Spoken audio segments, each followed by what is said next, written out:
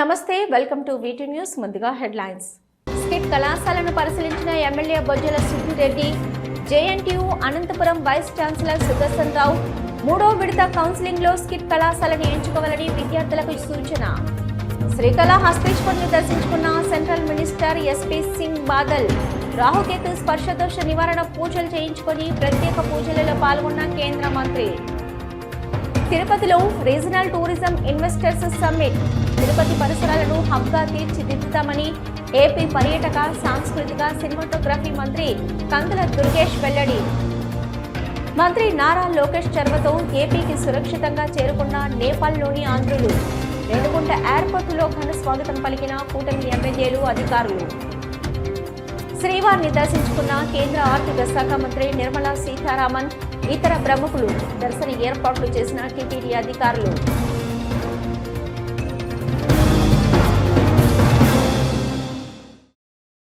Srikalahasteeswara engineering కళాశాలను MLA Bojjala Subbireddy, JNTU Anantapuram vice chancellor Sudarshan Rao పరిశీలించారు. SKIT కళాశాలలో ఇంజనీరింగ్ మొదటి సంవత్సరం తరగతుల నిర్వహణకు ఏర్పాటు చేసిన సదుపాయాలను, నూతన ల్యాబొరేటరీస్ను పరిశీలించారు. శ్రీకాళహస్తీశ్వర ఇంజనీరింగ్ కళాశాలను MLA Bojjala Subbireddy, JNTU Anantapuram vice chancellor Sudarshan Rao పరిశీలించారు. స్కిట్ కళాశాలలో ఇంజనీరింగ్ మొదటి సంవత్సరం తరగతుల నిర్వహణకు ఏర్పాటు చేసిన సదుపాయాలను, నూతన ల్యాబొరేటరీస్ను పరిశీలించారు. స్కిట్ కళాశాలలో ఈ విద్యా సంవత్సరం నుంచే తరగతులు ప్రారంభమవుతాయని ఎలాంటి సందేహాలు పెట్టుకోవద్దని, మూడో విడత కౌన్సిలింగ్లో స్థానిక విద్యార్థులందరూ స్కిట్ కళాశాలను ఆప్షన్ కింద నమోదు చేసుకోవాలని JNTU Anantapuram vice chancellor Sudarshan Rao కోరారు. కళాశాలలో మొదటి సంవత్సరం తరగతులు ప్రారంభించడానికి కల్పించిన మౌలిక సదుపాయాలను MLA Bojjala Subbireddy, JNTU Anantapuram vice chancellor Sudarshan Rao పరిశీలించారు. స్కిట్ కళాశాలలో తరగతుల నిర్వహణకు సిద్ధం చేసిన తరగతి గదులను, డిజిటల్ ల్యాబొరేటరీస్, కంప్యూటర్ ల్యాబొరేటరీస్లను తనిఖీ చేసి తగు సూచనలు చేశారు. హాస్టల్ వసతి సౌకర్యాలు పరిశీలించి మౌలిక సదుపాయాల కల్పనపై సంతృప్తి వ్యక్తం చేశారు. మూడో విడత ఎంసెట్ కౌన్సిలింగ్లో వెబ్ ఆప్షన్ నమోదు ప్రక్రియలో విద్యార్థులకు అవసరమైన సలహాలు ఇవ్వాలని అధ్యాపకులకు సూచించారు. ఎమ్మెల్యే బొజ్జల సుబ్బిరెడ్డి మాట్లాడుతూ, జేఎన్టీయూ స్కిట్ కళాశాల ఈ విద్యా సంవత్సరం నుంచి ప్రారంభమవుతుందని, అవసరమైన అన్ని అనుమతులు ప్రభుత్వం మంజూరు చేస్తుందన్నారు. ఎలాంటి అపోహ అవసరం లేదని, విద్యార్థులకు వెబ్ ఆప్షన్స్ ఇచ్చేందుకు మూడో విడత కౌన్సిలింగ్లో అవకాశం లభించిందని, ఈ అవకాశాన్ని వినియోగించుకొని కళాశాలలో చేరాలని పిలుపునిచ్చారు.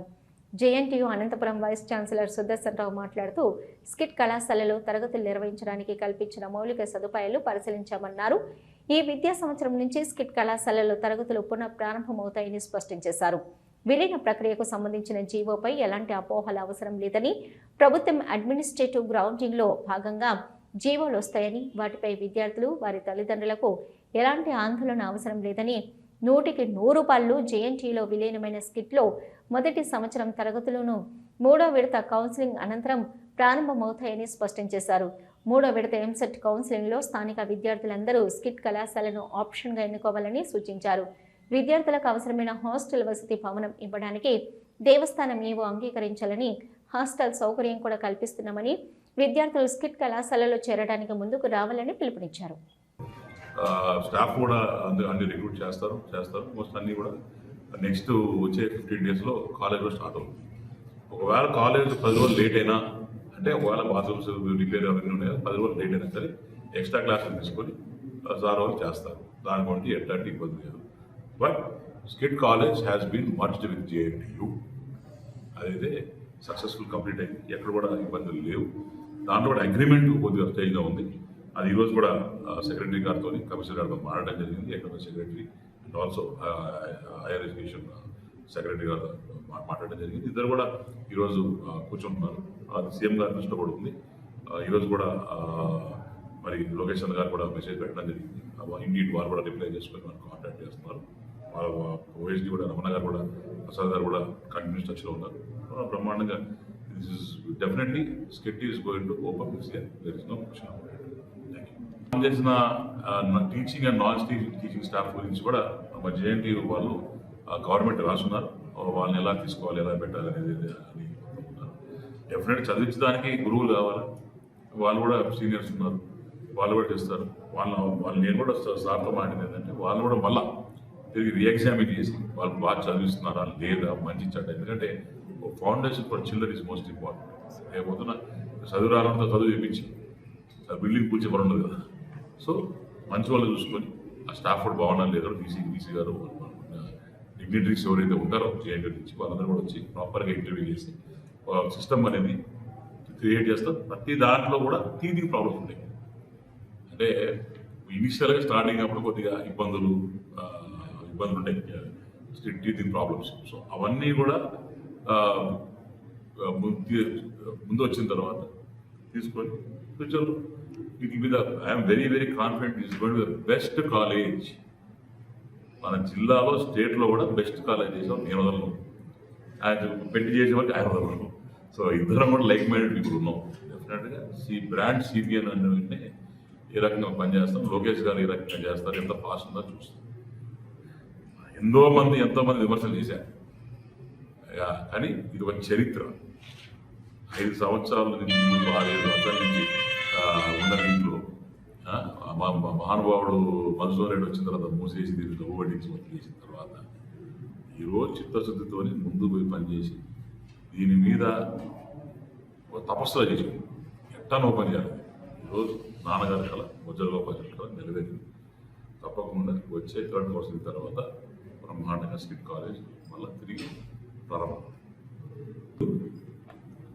జేఎన్టీయూ స్కిట్ కళాశాలను సందర్శించడం కోసం నేను అనంతపురం నుంచి రావడం జరిగింది.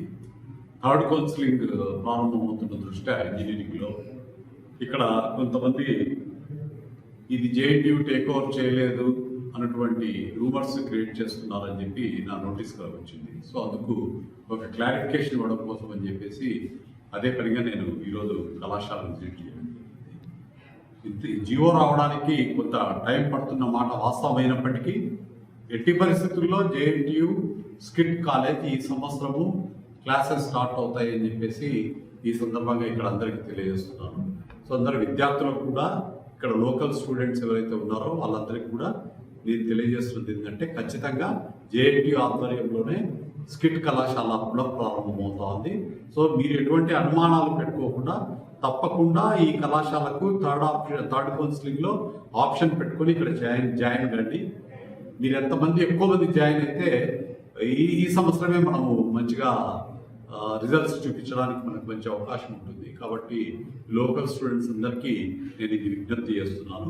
ఎవరి మాటలు ఎవరి అపోహలు నమ్మాల్సిన అవసరం లేదు. ఇదైతే నిజం జేఎన్టీయూ ఆధ్వర్యంలో స్కిట్ కళాశాల కూడా ప్రారంభమవుతోంది. దీనికి ఎటువంటి అనుమానాలు లేవు. సో త్వరలో జియో కూడా వస్తుంది. ఎమ్మెల్యే గారితో కూడా ఈరోజు మాట్లాడడం జరిగింది. ఆయన కూడా హెచ్ఆర్డి మినిస్టర్ గారితో కూడా సంప్రదించడం జరిగింది. త్వరలోనే జియో రిలీజ్ కూడా అవుతుంది. సో ఎటువంటి అనుమానాలు పెట్టుకోవాల్సిన అవసరం లేదు. జియో రాలేదనే విషయం విద్యార్థులకు అనవసరం, అది అడ్మినిస్ట్రేటివ్ అఫైర్. సో దాని గురించి వాళ్ళు ఎవరు విద్యార్థులు అపోహ గురి కావాల్సిన అవసరం లేదు. ఎట్టి పరిస్థితుల్లో కూడా జేఎన్టీయూ స్కిట్ ఈ సంవత్సరం అకాడమిక్ ఇయర్ క్లాసెస్ స్టార్ట్ అవుతాయి, ప్రారంభమవుతుంది. ఈ యాప్సెట్ 3rd కౌన్సిలింగ్ స్టార్ట్ అవుతున్న సందర్భంగా స్కిట్ కళాశాలను సందర్శించడం కోసం నేను ఈరోజు అనంతపురం నుంచి రావడం జరిగింది. 3rd కౌన్సిలింగ్లో ఈ స్కిట్ కళాశాలకు లోకల్ స్టూడెంట్స్ అందరూ ఆప్షన్స్ ఇవ్వాలని చెప్పేసి ఈ సందర్భంగా నేను విజ్ఞప్తి చేస్తున్నా. ఇక్కడ కొంత అపోహలు కొంతమందికి వచ్చాయి, ఇది ఈ సంవత్సరం ప్రారంభమవుతుందా లేదా అని. సో దాన్ని క్లారిఫై చేయడం కోసము ఈ సందర్భంగా అందరికీ చెప్తున్నది ఏంటంటే ఎట్టి పరిస్థితుల్లో కూడా స్కిట్ కళాశాల ఈ సంవత్సరం జేఎన్టీయూ ఆధ్వర్యంలో పునఃప్రారంభమవుతుంది. త్వరలోనే 3rd కౌన్సిలింగ్ తర్వాత క్లాసెస్ వరకు కూడా బిగిన్ చేస్తాము. ఇప్పుడు ఆల్రెడీ ఈ ఫస్ట్ ఇయర్ నడపడానికి కావాల్సినటువంటి ల్యాబొరేటరీ ఫెసిలిటీస్, క్లాస్ రూమ్స్, ఇతర ఫెసిలిటీస్ ఈరోజు మేము పర్యవేక్షించడం జరిగింది. వాటికి కావాల్సింది కూడా లోకల్ ఎమ్మెల్యే సుధీర్ రెడ్డి గారితో కూడా డిస్కస్ చేయడం జరిగింది. సో ఈ సౌకర్యాలన్నింటినీ కూడా త్వరలోనే పూర్తి చేసి కళాశాలను పునఃప్రారంభిస్తామని చెప్పి ఈ సందర్భంగా విద్యార్థులకు తెలియజేస్తున్నాం. తల్లిదండ్రులు విద్యార్థులందరికీ మనవి ఏంటంటే ఎటువంటి జీవో అనేది అడ్మినిస్ట్రేటివ్ అఫైర్ అండి, అది వస్తుంది. దాని గురించి మనం వరి కావాల్సిన పని లేదు. బట్ ఈ లోపల మనము 3rd కౌన్సిలింగ్ పూర్తవుతుంది కాబట్టి విద్యార్థులందరూ కౌన్సిలింగ్లో ఆప్షన్స్ తీసుకొని రెడీ ఉండాలి. జీవో అఫైర్ అది మాకు వదిలేయండి, మేము చూసుకుంటాం. ఆ ఫ్యాకల్టీ అవసరమైన ఫ్యాకల్టీని మేము రిక్రూట్ చేసుకోవాలా, లేకుంటే ఉన్న వాళ్ళని తీసుకోవాలా, ఇవన్నీ కూడా మాకు డైరెక్షన్స్ వస్తాయి జీవోలో. సో దాన్ని బట్టి మేము నిర్ణయం తీసుకుంటాం. హాస్టల్ ఫెసిలిటీ గురించి కూడా నేను ఈఓ గారితో మాట్లాడాను. ఆయన కూడా ఇప్పుడు నర్సింగ్ హాస్టల్ నడుపుతున్నారు. బట్ దాంట్లో ఒక ఫ్లోర్ ఇంజనీరింగ్ స్టూడెంట్స్కి ఇవ్వడానికి ఆయన కూడా ఒప్పుకున్నారు. సో అది ఎటువంటి ప్రాబ్లం లేదు. హాస్టల్ ఫెసిలిటీ కూడా ప్రొవైడ్ చేస్తాం. శ్రీకాళహస్తీశ్వరుని central minister SP Singh Badal దర్శించుకున్నారు. రాహుకేతు సర్పదోష నివారణ పూజలు చేయించుకొని ప్రత్యేక పూజలు జరుపుకున్నారు. ఆయనను వేద పండితులు ఆశీర్వాదించారు. శ్రీకాళహస్తీశ్వర ఆలయానికి కేంద్ర మత్స్య పశు సంవర్ధక శాఖ మంత్రి ఎస్పీ సింగ్ బాదల్ విచ్చేశారు. వీరికి ఆలయ అధికారులు స్వాగతం పలికి దర్శనం ఏర్పాట్లు చేశారు. కేంద్ర మంత్రి ఎస్పీ సింగ్ బాదల్ ఆలయంలో 5,000 రూపాయల్లో ప్రత్యేక రాహుకేతు పూజలు జరుపుకున్నారు. దర్శనం అనంతరం వీటిని వేద పండితులు ఆశీర్వదించి తీర్థ ప్రసాదాలు బహూకరించారు.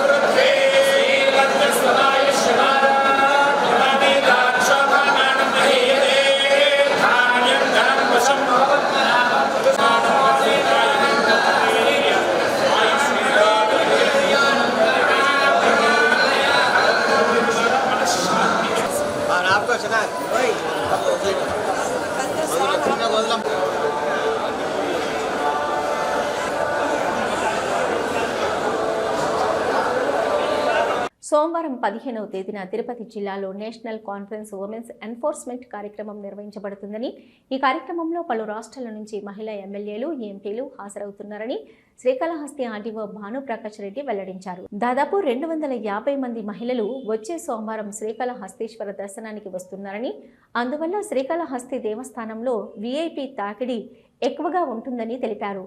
దీన్ని దృష్టిలో ఉంచుకొని శ్రీకాళహస్తి ప్రజలు దేవస్థానం దర్శనం చేయడానికి వస్తున్న భక్తులు సహకరించవలసిందిగా కోరారు. ఈ మహిళా ఎంపీలు, ఎమ్మెల్యేలు పర్యటనల వల్ల జిల్లాకి మంచి పేరు వచ్చే అవకాశం ఉంది. కాబట్టి ప్రజలు ప్రతి ఒక్కరూ సహకరించి ఈ మహిళల పర్యటనను విజయవంతం చేయవలసిందిగా కోరారు.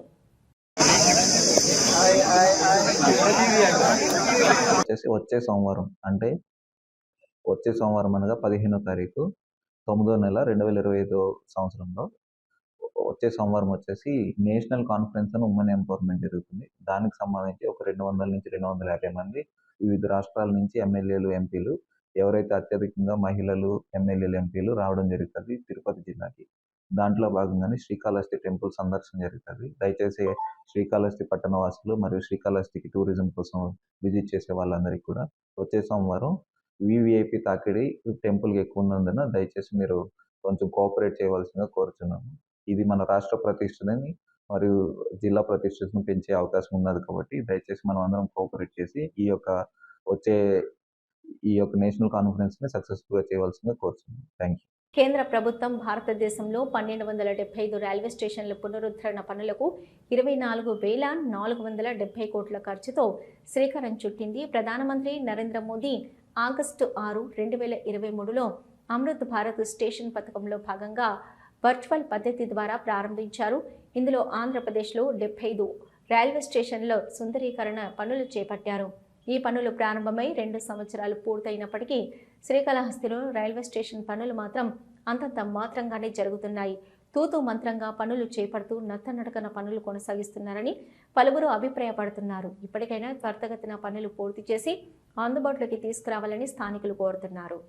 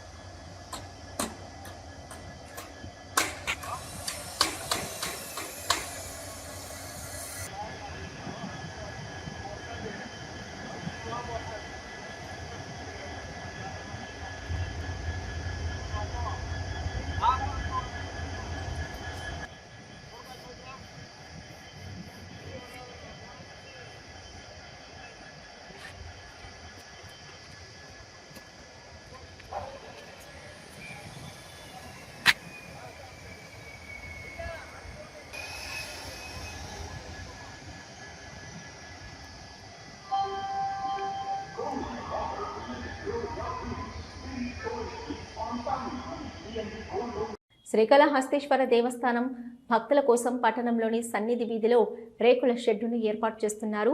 దేవస్థానం 4వ గేట్ నుంచి 2వ గేట్ వరకు ఈ రేకుల షెడ్డును ఏర్పాటు చేయడం జరుగుతుంది. 22 లక్షల రూపాయల ఖర్చుతో దీనిని భక్తులకు అందుబాటులోకి తీసుకొస్తున్నారు.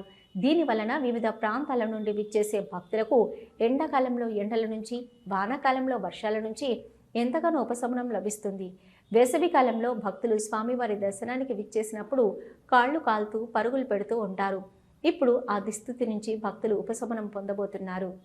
శ్రీకాళహస్తి బాల్య వివాహరహిత సమాజాన్ని సృష్టించడం కోసం ప్రతి ఒక్కరూ తమ బాధ్యతగా భావించాలని ప్రగతి సంస్థ సారథ్యంలో ప్రతిజ్ఞ చేయించారు. పట్టణంలోని సత్యసాయి మందిరం వద్ద ఈ కార్యక్రమాలను ఏర్పాటు చేశారు. ప్రగతి సంస్థ ప్రాజెక్టు కోఆర్డినేటర్ రాజారెడ్డి సారథ్యంలో ఏర్పాటు చేసిన కార్యక్రమాలకు సంబంధించి వివరిస్తూ సమాజంలో బాల్య వివాహాలను నివారించడానికి ప్రపంచవ్యాప్తంగా ఈ నెల 12 నుంచి 14 వరకు global inter faith floods weekend కార్యక్రమాలకు శ్రీకారం చుట్టారు. గురువారం షిరిడి సాయి మందిరంలో పురోహితులు, ఆలయ సిబ్బంది, ఐసిడిఎస్ సూపర్వైజర్లు బాల్య వివాహాలకు వ్యతిరేకంగా ప్రతిజ్ఞ చేయించారు.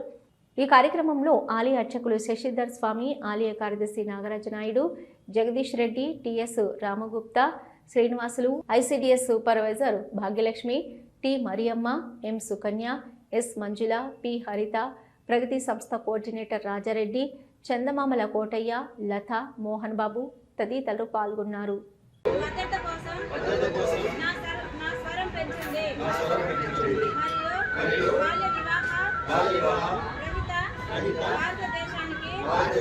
నేను మద్దతు ఇస్తున్నాను.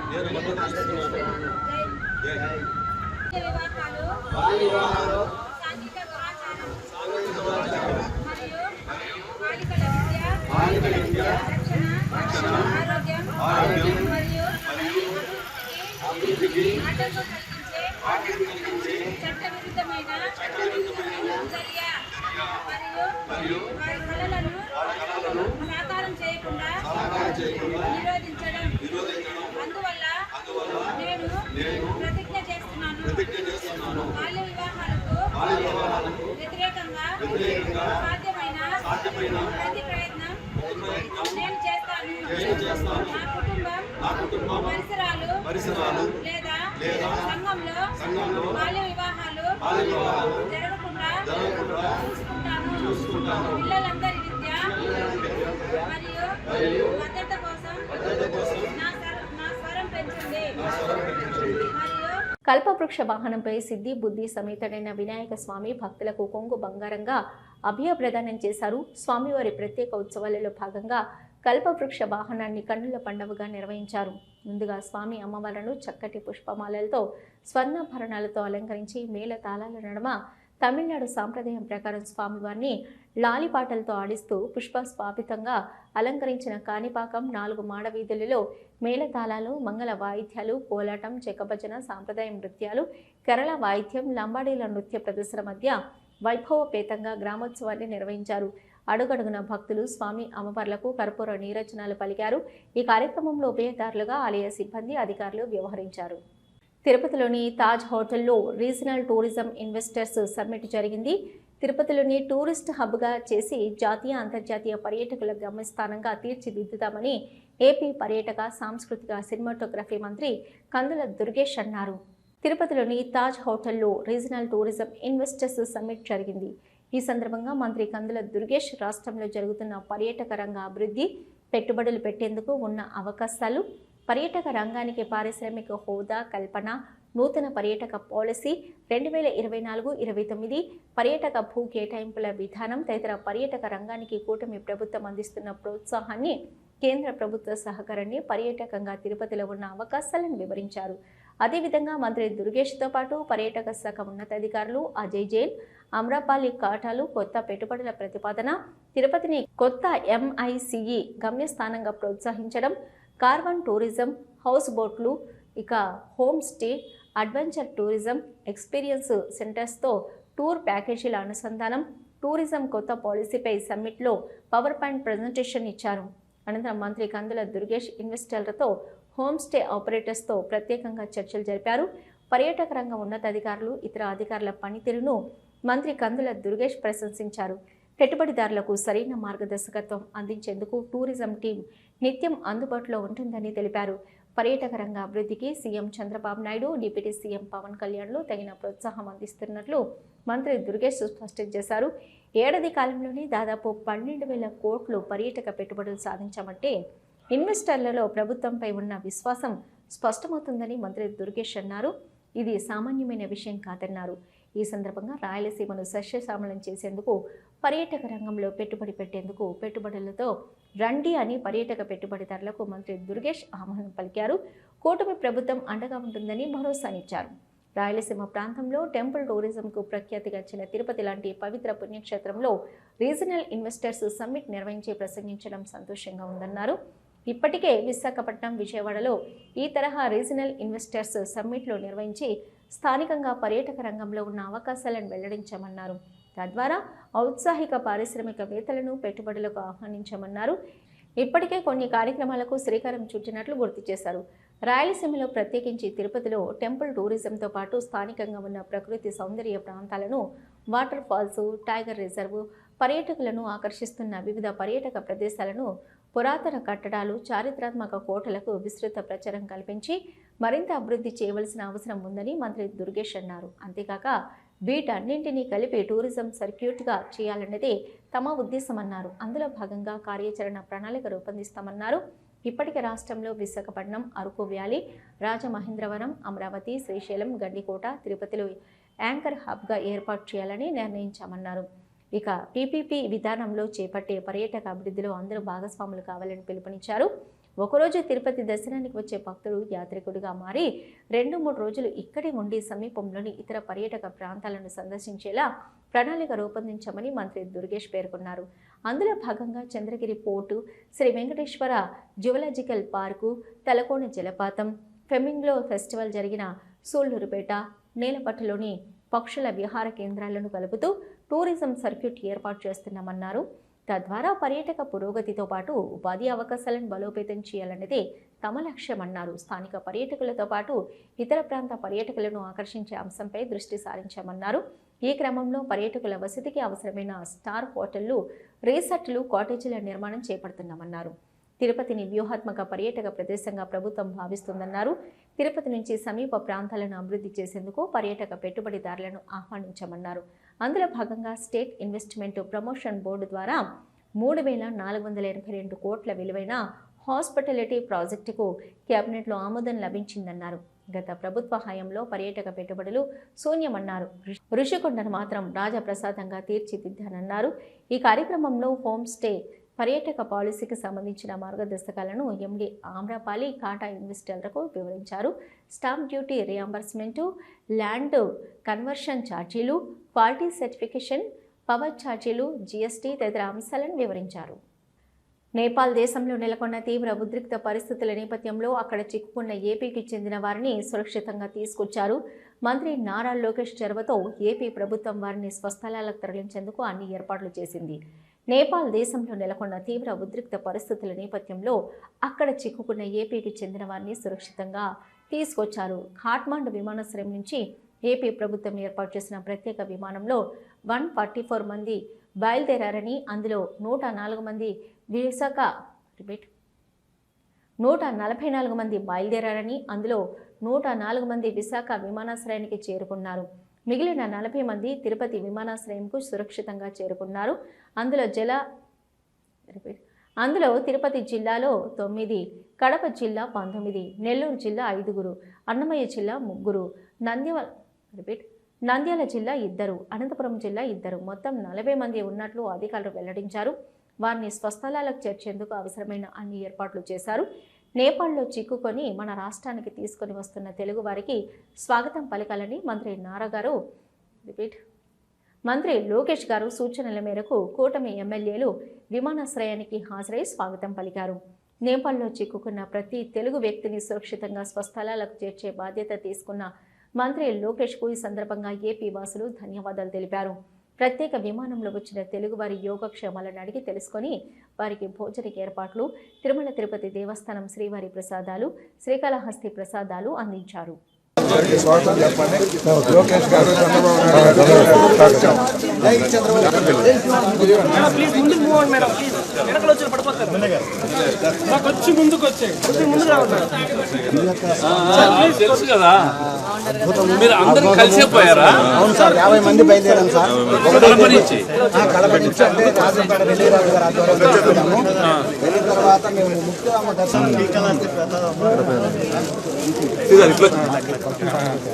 ప్రభుత్వం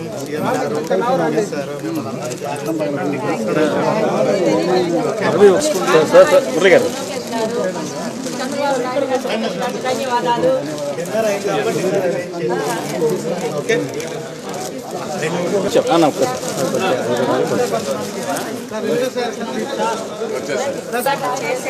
ఇక్కడ లడ్లు చేసిందే లోకేష్ బాబు సార్ చాలా బాగా చేశారు సార్. అమ్మా లైట్ వేయడంలా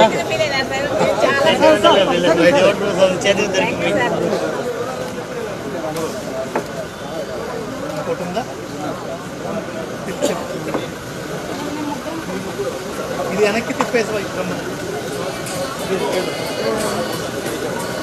ఓకే.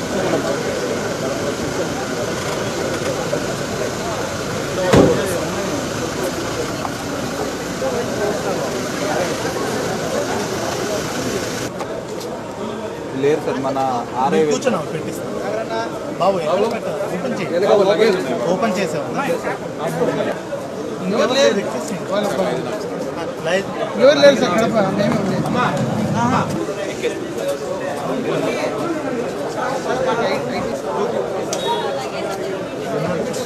పెట్టారు.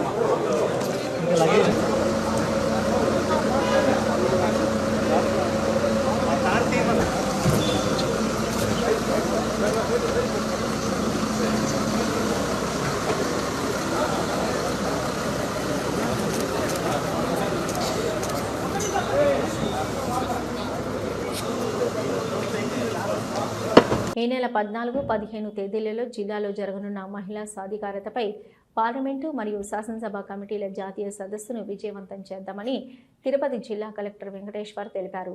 మొట్టమొదటిసారి తిరుపతి జిల్లాలో మహిళా సాధికారతపై పార్లమెంటు శాసనసభ కమిటీల జాతీయ సదస్సు నిర్వహిస్తున్న నేపథ్యంలో నోడల్ అధికారులకు, లైజన్ అధికారులకు ఏర్పాట్లపై దిశానిర్దేశం చేశారు. ఈ నెల 14, 15 తేదీలలో జిల్లాలో జరుగుతున్న మహిళా సాధికారతపై పార్లమెంటు మరియు శాసనసభ కమిటీల జాతీయ సదస్సును విజయవంతం చేద్దామని తిరుపతి జిల్లా కలెక్టర్ వెంకటేశ్వర్ తెలిపారు. ఈ సందర్భంగా జిల్లా కలెక్టర్ మాట్లాడుతూ ఈ నెల 14, 15 తేదీలలో తిరుపతి రాహుల్ కన్వెన్షన్ సెంటర్ నందు మహిళా సాధికారతపై పార్లమెంటు శాసనసభ కమిటీల జాతీయ సదస్సు మన రాష్ట్రం, మన జిల్లాలో మొట్టమొదటిసారిగా నిర్వహిస్తున్నామని, దేశవ్యాప్తంగా వివిధ రాష్ట్రాల నుంచి మహిళా ప్రతినిధులు, ప్రజాప్రతినిధులు, అధికారులు పాల్గొననున్నారని తెలిపారు. రాహుల్ కన్వెన్షన్ హాల్లో సీటింగ్, స్టేజ్ ఏర్పాట్లు క్రమ పద్ధతిలో ఉండేలా లోక్సభ సెక్రటరీ టీం ద్వారా పకడ్బందీగా నిర్వహించేలా ఆదేశించారని తెలిపారు. చంద్రగిరి కోట వద్ద అతిథులకు ఆతిథ్యం ఇస్తామని, ఇప్పటికే కొంతమంది అతిథులు వచ్చారని, రేపు ఉదయానికి అందరు రాబోతున్నారని, నోడల్ అధికారులను నియమించడమే కాకుండా ప్రతి రాష్ట్రానికి సూపర్వైజింగ్ నోడల్ అధికారులను నియమించడం జరిగిందన్నారు. అతిథులు వచ్చినప్పటి నుంచి తిరిగి వెళ్లేంత వరకు విధులు తూచా తప్పకుండా పాటించాలన్నారు. ఈ నెల 14వ తేదీన రాష్ట్ర ముఖ్యమంత్రి నారా చంద్రబాబు నాయుడు రానున్నారని సంబంధిత శాఖ అధికారులు సమన్వయం చేసుకుని ఏర్పాట్లు చేసుకోవాలన్నారు. ఈ సదస్సుకు రాష్ట్ర governor, Lok Sabha speaker, assembly speaker, deputy speaker, రాష్ట్ర మంత్రులు, జిల్లా ఇన్ఛార్జి మంత్రివర్యులు, సీనియర్ ఐఏఎస్ అధికారులు, వివిధ ప్రముఖులు రానున్నారని తెలిపారు. లైసన్ అధికారులు ఎయిర్పోర్ట్ నుంచి అతిథులను స్వాగతించి వారు బస ఉండు చోటు వరకు జాగ్రత్తగా చేరుకునేలా అనుసరించాలన్నారు. పోలీస్ శాఖ నుంచి బందోబస్తు ఏర్పాట్లు చూసుకోవాలన్నారు. అతిథులకు తిరుమల తిరుపతి, శ్రీకాళహస్తి దర్శనాలకు ఏర్పాట్లకు సంబంధిత అధికారులు చూసుకోవాలన్నారు. రాహుల్ కన్వెన్షన్ హాల్ వద్ద వైద్య అధికారులను ఏర్పాటు చేయాలని, హోటళ్ల వద్ద అంబులెన్సులు, వైద్య సిబ్బంది అందుబాటులో ఉండేలా చూడాలని తెలిపారు. విధులు కేటాయించిన సిబ్బంది తప్పనిసరిగా సంప్రదాయ దుస్తులు ధరించి విధులు నిర్వహించాలన్నారు. తిరుపతి జిల్లా యంత్రాంగం సమన్వయంతో కృషి చేసి ఈ కార్యక్రమాన్ని దిగ్విజయం చేద్దామన్నారు. ఈ కార్యక్రమంలో Srikalahasti RDO Bhanuprakash Reddy, special deputy కలెక్టర్లు దేవేందర్ రెడ్డి, రోజ్మాండ్, జిల్లా అధికారులు, నోడల్ అధికారులు, లైజన్ అధికారులు తదితరులు పాల్గొన్నారు. తిరుమల శ్రీవారిని కేంద్ర ఆర్థిక శాఖ మంత్రి నిర్మలా సీతారామన్ దర్శించుకున్నారు. ఈరోజు తెల్లవారుజామున అభిషేక సేవలో పాల్గొని స్వామివారిని దర్శించుకున్నారు. అనంతరం వారికి ఆలయ అధికారులు రంగనాయకుల మండపంలో తీర్థ ప్రసాదాలు అందజేయగా పండితులు ఆశీర్వచనాలు అందజేశారు. తిరుమల శ్రీవారి ఆలయం ప్రాంగణంలో బంగారు బాబి పక్కన ఉన్న స్టీల్ హుండీ నుంచి నగదు దొంగిలించిన వ్యక్తిని భద్రతా సిబ్బంది పట్టుకున్నారు. వివరంలోకి వెళ్తే తమిళనాడుకు చెందిన వ్యక్తి ఈరోజు శ్రీవారి హుండీలో భక్తులు సమర్పించిన 4,000 రూపాయల నగదును దొంగిలించాడు. ఈ ఘటనను కమాండ్ మరియు కంట్రోల్ సెంటర్లో సీసీటీవీ పర్యవేక్షణలో గమనించిన అధికారులు వెంటనే విజిలెన్స్ మరియు సెక్యూరిటీ సిబ్బందికి సమాచారం అందించారు. భద్రతా సిబ్బంది వెంటనే స్పందించి నిందితుని పట్టుకున్నారు. తర్వాత నిందితుని పోలీసులకు అప్పగించారు. వీటూ న్యూస్ ముగించే ముందు హెడ్లైన్స్ మరొకసారి. స్కిట్ కళాశాలను పరిశీలించిన MLA Bojjala Subbireddy, JNTU Anantapuram vice chancellor Sudarshan Rao 3వ విడత కౌన్సిలింగ్లో స్కిట్ కళాశాలను ఎంచుకోవాలని విద్యార్థులకు సూచన.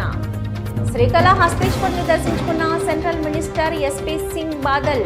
రాహుకేతు స్పర్శదోష నివారణ పూజలు చేయించుకొని ప్రత్యేక పూజలలో పాల్గొన్న కేంద్ర మంత్రి. తిరుపతిలో regional tourism investors summit. Tirupati పరిసరాలను హబ్గా తీర్చిదిద్దుతామని ఏపీ పర్యాటక, సాంస్కృతిక, సినిమాటోగ్రఫీ మంత్రి కందుల దుర్గేష్ వెల్లడి. మంత్రి నారా లోకేష్ చొరవతో ఏపీకి సురక్షితంగా చేరుకున్న నేపాల్లోని ఆంధ్రులు. రేణిగుంట ఎయిర్పోర్టులో ఘన స్వాగతం పలికిన కూటమి ఎమ్మెల్యేలు, అధికారులు. శ్రీవారిని దర్శించుకున్న కేంద్ర ఆర్థిక శాఖ మంత్రి నిర్మలా సీతారామన్, ఇతర ప్రముఖులు. దర్శన ఏర్పాట్లు చేసిన టీటీడీ అధికారులు.